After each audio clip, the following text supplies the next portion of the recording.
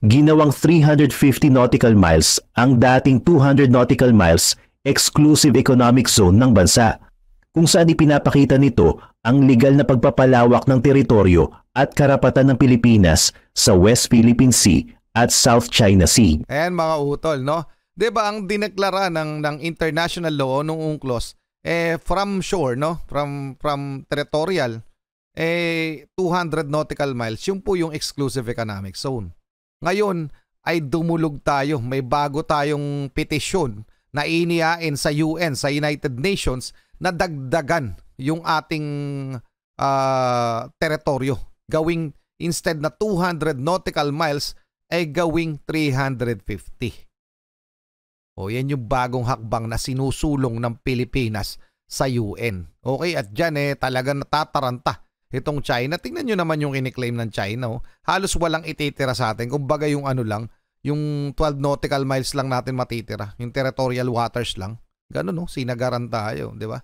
Yung West Philippine Sea, yan yung gusto nating kuhain. Okay, mga utol, yan. Yan yung inaagaw sa atin ng China. And to check yung petisyon na ito, mga utol, eto, pumunta tayo sa Inquirer, no? Uy, ayan, inquirer.net. PH goes to UN body to seek extension of continental shelf. Ito po yung mga karunungan, kaalaman, teorya, kasaysayan, hiwaga at mga bagong tuklas. Alamin natin, alamin natin. Dito natin malalaman mga utol kung gaano katalino ang presidenteng meron tayo, ang Pilipinas. Ang tinutukoy ko si President Bongbong Marcos. Kung paano yung pagharap niya doon sa issue natin sa West Philippine Sea with China.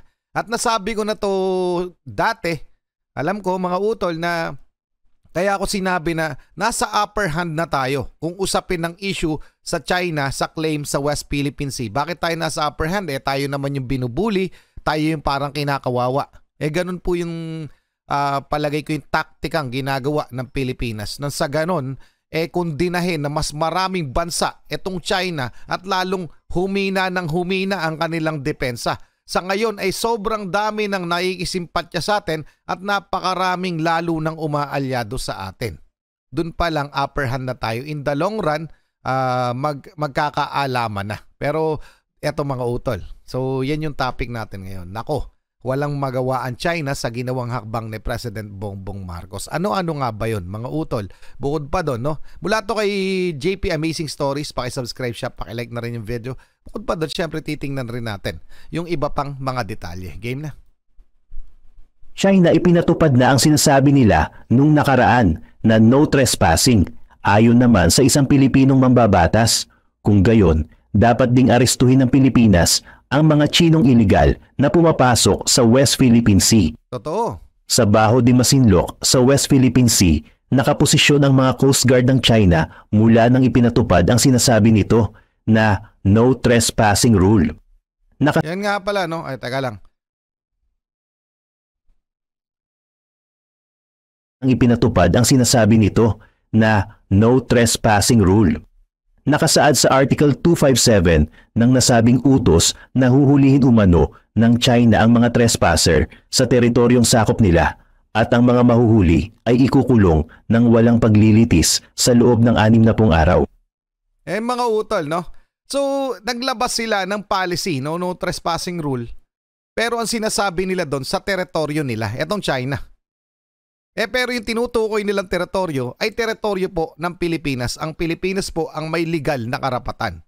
Kung pag-uusapan ay historical claims at saka yung deklarado ng international law. So taliwas po sa sinasabi nitong China. Pero alam nyo naman yung issue na yan. Anyway, tuloy muna natin. Kinondena naman ito ng mga mambabatas ng Pilipinas ayon kay Representative Robert Ace Barbers. Oras na din daw upang gawin natin ang ginagawa ng China. Arestuhin din daw ng Pilipinas ang mga Chinese na pumapasok sa ating exclusive economic zone ng West Philippine Sea. Pero yun dapat talaga ginagawa Dapat natin. Din daw muna na humingi ng permiso ang mga Chinese vessel sa gobyerno ng Pilipinas bago makapasok ang mga ito sa West Philippine Sea. Patuloy naman ang pagmomonitor ng Philippine Air Force sa ating mga teritoryo. Ang bagong utos na ito ng China ay una namang kinondena ng Pangulo noong nakaraan at tinawag pa niya itong completely unacceptable. Tama. Isa pa sa babala niya nung nakaraan ay kung sakaling may mamatay na Pinoy, ang aksyon na iyon ay ituturing na raw nating bilang isang act of war. Ang G7 leaders... Yan mga utol, no? Sinabi niya yan sa mismong pahayag niya doon sa forum, doon sa naginanap sa Singapore. Kaharap din yung mga delegado ng China at iba't ibang mga world leaders. Na talaga naman pinababayaan na nga natin. Alam nyo ba na sa mga hindi nakakaalam, ang mandato ng ating Philippine Coast Guard, Philippine Navy at Armed Forces of the Philippines sa issue sa pagharap sa West Philippine Sea ay maximum tolerance. Ibig sabihin, kahit anong gawin ng China, wag lang yung talagang imminent threat ay babaliwalain lamang. Deadmahin. Kumbaga hindi ka papalag kahit anong gawin. Parang ganon. Yun yung basic. Pero pag siyempre, pag ganyan na, violente na, ibang usapin na yon. Kaya nga sinabi ni President Bongbong Marcos, kung sakali may wag naman sana, act of war na. So may invoke tong, kumbaga, may karapatan na tayo mag-retaliate. Tayo naman yung re-rest back. Parang ganon. Okay? Tuloy muna natin. Ituturing na raw nating bilang isang act of war. Ang G7 leaders naman ay muling kinondena ang mga panghaharas ng China sa Pilipinas. Nababahala pa din umano ang G7 sa sitwasyon sa East at South China Sea at sila raw ay kontra sa anumang unilateral attempt upang baguhin ang status quo sa rehiyon gamit ang pagiging marahas. Tama. Samantala, higit 300 motorcycle ang nagsagawa ng motorcade sa Puerto Princesa City, Palawan. At ito ay may layunin na pataasin ang kamalayan ng mga mamamayan tungkol sa mga nagaganap sa West Philippine Sea. Galing, no? Sa totoo lang, yun lagi ko sinasabi, dapat nagkakaisa tayo sa laban na ito dito sa West Philippine Sea. Kaya lang, ang siste, may mga iba pa tayong kababayang Pinoy na kumakampi pa sa China. Hinihinalangan ng karamihan na bayad itong mga ito. Okay, may grupo sila, mga utol, na nagpapalabas ng mga fake news at sinisiraan ito yung diskarte ng gobyerno natin, pati ang United States. Na to the point na mahalata mong mas kampi sila, mas gusto pa nila na tayo, ang Pilipinas, ay kumampi sa China. Ba't tayo akampi sa mga lintik na Chekwa na yan? Inaagawan tayo ng teritoryo. Paano na lang kapag talagang tuluyan na sakop nilang South China Sea, anong gagawin nila? Ano pang gagawin nila? Baka talagang gawin nila tayong probinsya, no? Anyway, ito yun naman yung mga teorya ko lamang, yung pagiging probinsya. Anyway, yung G7 po, kampi sa atin. Ang lalakas ng mga bansang ito ay Germany, France, Italy, UK, United States of America, Japan, kung hindi ako nagkakamali. Pero tapos, binabanggit rin nila parang G8, okay? Yung Russia kasi yung pang-8. Pero yung G7 na countries, kinundi na din. O ibig sabihin, kumakampi talaga sila sa Pilipinas. Okay, mga utol. So yun. Doon pa lang kumbaga taob na tong China sa claim natin. Kumbaga kung ano man mangyayari, siguradong kakampihan naman tayo nitong G7. At pagka kumampi ang G7, ang kasunod nito NATO. Diba? Gaano kalakas yung babanggain nitong China. Kaya ako nga sinasabi, nasa upper hand tayo. Pero wag naman sanang darating sa punto na magiging mitya na ito ng World War. Okay? Tuloy muna natin. Sa ibang anggulo naman ng balita, ang Pilipinas ay nagpakita ng bago nitong baraha laban sa China. Ipinapakita ni President Bongbong Marcos na siya ay hindi mahinang pangulo.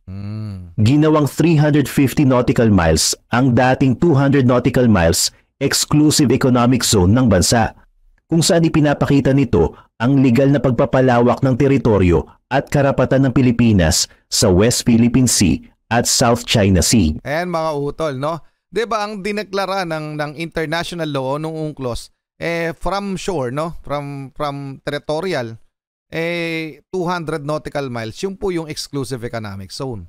Ngayon ay dumulog tayo, may bago tayong petisyon na inihain sa UN, sa United Nations, na dagdagan yung ating teritoryo. Gawing instead na 200 nautical miles ay gawing 350. O yan yung bagong hakbang na sinusulong ng Pilipinas sa UN. Okay, at dyan talagang natataranta itong China. Tingnan nyo naman yung iniklaim ng China. Oh. Halos walang ititira sa atin. Kumbaga yung yung 12 nautical miles lang natin matitira. Yung territorial waters lang. Ganun, no? Sinagaran tayo, di ba? Yung West Philippine Sea, yan yung gusto nating kuhain. Okay, mga utol, yan. Yan yung inaagaw sa atin ng China. And to check yung petisyon na ito, mga utol, eto, pumunta tayo sa Inquirer, no? Uy, ayan, inquirer.net. PH goes to UN body to seek extension of continental shelf. Ito po yung karapatan, okay? Pagdagdag ng karapatan doon sa karagatan, okay? So, para malaman natin ng konti, the Philippines formally asked the United Nations body on Saturday to extend its continental shelf in the West Philippine Sea where it could explore and exploit natural resources even as its maritime conflict with China continued to simmer. The Department of Foreign Affairs said the government submitted information on the extended continental shelf in the South China Sea, particularly in the Western Palawan region, to the UN Commission on the limits of continental shelf. Kasi yung limit nga ay 200 nautical miles. Okay? It invoked its right under the United Nations Convention on the Law of the Sea, the DFA said. Kasi ang diniklara ng UNCLOS defines continental shelf as the submerged extension of the coastal state lands territory covering the seabed and subsoil beyond its territorial sea up to the edge of its 370 kilometers o 200 nautical miles exclusive economic zone. Yan po yung talagang diniklara ng UNCLOS, ng international law. So from dun sa territorial seabed hanggang sa 200 nautical miles ay yun yung exclusive economic zone na pinadadagdagan ngayon ng Pilipinas.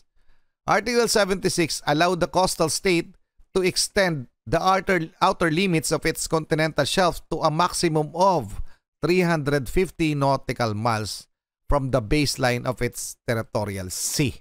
Yan po yung hinahain natin sa UNCLOS. Paspalawakin pa. Di lalo nang umiyak tong China, no? Di ba? Kumbaga, kung hanggang dito lang yung sakop natin, masasakop pa natin ganon. Hindi tayo mananakop actually. Kasi meron naman talagang, kumbaga, merong petition na pwedeng gawin yun. Okay, hindi ko po kabisado etong international law na to, pero base sa mga nababasa ko, ayun yan, mga utol. So yan ang hinihiling. Yan yung bagong hakbang ng Pilipinas kontra sa China. Anong masasabi nyo dyan? Tuloy na muna natin. Pa-comment na lang. Samantala, dumating naman sa Pilipinas ang mga F-35 5th generation fighter jets ng Amerika. Tama. Ang mga ito ay inarmasan at nagsagawa ng mga maritime strikes at live fire exercise sa Zambales at Ilocos Norte. Ipinapakita ng exercise na ito ang pagsuporta ng Amerika sa kaalyadong Pilipinas upang mas mapalakas ang depensa nito laban sa pagiging agresibo ng China sa pinagtatalunang West Philippine Sea at South China Sea. At hindi lamang US, mga utol, Canada, South Korea, Japan. Yan po yung nag-multilateral maritime exercise. At totoo yan, mga utol, itong mga jet na F-35 ng US ay nasa Subic Bay, kung hindi daw nagkakamali, sa Clark. O ilalagay ko yung video, eto muna yun, tingnan nyo muna.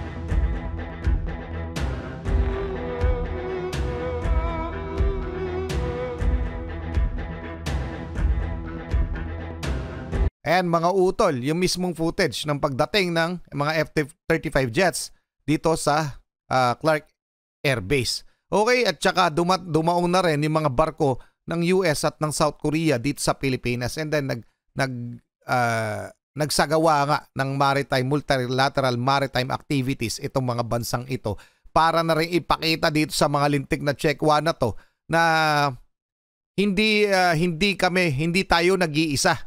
Kumbaga, pag binangga nyo Pilipinas, etong mga makakabangga nyo. Show force yun, mga yun, mga ganun. Wala namang ibang purpose yun. Ipakita doon sa kalabang bansa na hindi basta-basta yung inyong binabangga. Yun po yung mga hakbang ng ating Pangulo na hindi niya totally kailangang ilabas, yun nga, yung operational details nga, hindi nila inilalabas. Lahat ng diskarte ng Pilipinas tungkol sa West Philippine Sea, hindi talaga dinidetalyeng ilabas ng ating gobyerno. Sinasadya po yun para hindi mag-leak ang information at nang hindi ma-counter agad ng China. Okay? So napakaganda ng hakbang na ginagawa ng ating presidente. Kaya kudos po dun, Sir President Bongbong Marcos. Kudos po sa pagtatanggol ng ating teritoryo. Tuloy na muna natin. Hindi nangyari ang inaakala ng China na yuyuko sa kanila ang Pilipinas. Kasama ang mga Pilipino, hindi titiklop ang Marcos administration. Ang bagong alas ni President Marcos ay isinumiti na sa United Nations. Isinasaad nito ang mas lalong pagpapalawak sa karapatan ng Pilipinas sa West Philippine Sea. Isinumiti na ng Department of Foreign Affairs ng Pilipinas sa United Nations ang nakaraang application nito na ang dating 200 nautical miles na sakop nito sa West Philippine Sea ay ginawang 350 nautical miles. Kung sakaling paboran ito ng United Nations, iyon ay magiging maganda dahil mas lalong dadami ang resources ng Pilipinas. Tama. Mas maraming yamang dagat, mga oil at gas ang mapapabilang sa Pilipinas. Ang hakbang na ito ay siguradong magdadagdag na naman sa sakit ng ulo ng China. Kung kayo ang tatanungin. Teka lang pero di ba? Ano kaya magiging reaction itong mga to kapag napaboran tayo ang desisyon na naman nadagdagan ng ating continental shelf, no, naging 350 instead na 200. Malamang sa malamang 'di ba? Lalo nang magkandaletse-letse, lalo na tong magwala itong China. Hindi na nila talagang tinik talaga tayo. Tayo po yung tinik sa China sa kanilang mga plano dito sa South China Sea. Kasi hindi nila tuluyang makuha yung West Philippine Sea, tayo lumalaban. Itong Marcos administration, to be exact. At sana yung mga Pinoy sumama na rin kasi hindi naman to laban ng pangulo . Ito'y laban ng Pilipinas, mga utol. Ito'y laban ng mga Pilipino. So kung Pilipino ka, gaya ng sinasabi mo, dapat nakakampi ka sa atin kaysa nakakampi ka sa mga kalabang. Yan ang mga kalaban. Pabor ba kayo sa hakbang na ito? I-comment nyo ang inyong mga sagot sa baba. Nice one. Sa pagpapatuloy, muling nagsama sa pagsasanay ang militar ng Pilipinas na Philippine Marine Corps at US Marines. Tama. Tinawag ang pagsasanay na ito bilang MASA 2024 o Marines Aviation Support Activity 2024. Ipinakita sa exercise na ito ang pagiging handa at pagiging mahusay ng dalawa sa territorial defense. Nice one. Ipinakita naman ng mga US Marine ang mga bomba at kanila itong ikinarga sa mga F-35 5th generation jets. Ang mga jets na ito ay nagpapakita ng malaking suporta ng US sa Pilipinas. Totoo. Ang mga jets na ito ay nasa ilalim ng Marine Fighter Attack Squadron. Ang mga ito ay nagsagawa ng literal live fire exercise sa baybayin ng Zambales at Ilocos Norte. Ito si Xi Jinping. Sa kanyang pagkakakumpirma bilang sekretary ng Chinese Communist Party para sa paparating na ikatlong termino, nalampasan niya ang 40 years limitation and restrictions. Ginagawa siyang pinakamakapangyarihang leader mula sa tagapagtatag ng komunistang China, si Mao Zedong. Teka lang, mga utol, ibang issue na to . Pero syempre, 'di ba? Bumalik muna tayo doon sa sa kanina, no? So yun, totoo yan mga utol, no? Nagsidatingan, pinakita ko sa inyo yung video. And kung papapansinin niyo nga, tuloy-tuloy yung mga military exercises natin with other countries do sa mga kaalyado natin. Bakit nga ba? Syempre, yung pagdepensa, pinag-aaralan natin kasi nga may threat naman talaga, mga utol. Kaya kung sasabihin yung hindi tayo naghahanda o walang ginagawang aksyon ng gobyerno natin, nagkakamali po kayo. Tuloy-tuloy po ang ating ginagawang aksyon tungkol dito sa issue natin with China sa West Philippine Sea. At palagay ko, tayo ay handa sa anumang gagawin ng China. Okay, pero syempre, sabi nga nila, kahit ako ayoko rin talaga ng gera. Hindi po natin pinipili humantong doon. The mere reason kung bakit maximum tolerance yung mandato ng ating mga Philippine Coast Guard, Philippine Navy at ang Armed Forces of the Philippines kung haharap sila sa issue o sa tensyon sa West Philippine Sea. Okay? Pero kung sakali nga kung sakali nga maging violente itong China, kasi hindi naman tayo magsisimula eh. Kung violente na ang China, siyempre tayo ay handa rin namang bumalik sa kanila o rumesbak, mga utol. So ano masasabi nyo dyan sa hakbang ng ating gobyerno o partikular ng ating Pangulong si Bongbong Marcos? Para sa akin, napakagaling. Kaya udos. 'Di ba? Tapos sa pagtatanggol ng teritoryo natin, maraming pong salamat. Okay? So hanggang doon lang muna. Maraming salamat sa iyo, JP Amazing Stories. Maraming salamat sa inyo. Muli ako si Target Achilles in behalf of the Real South Pride Production. Okay, nagpapasalamat sa walang sawa niyo pagsuporta. Kayo mag-iingat. Keep safe. God bless. Saludo po ako sa inyo lahat. Maraming salamat po.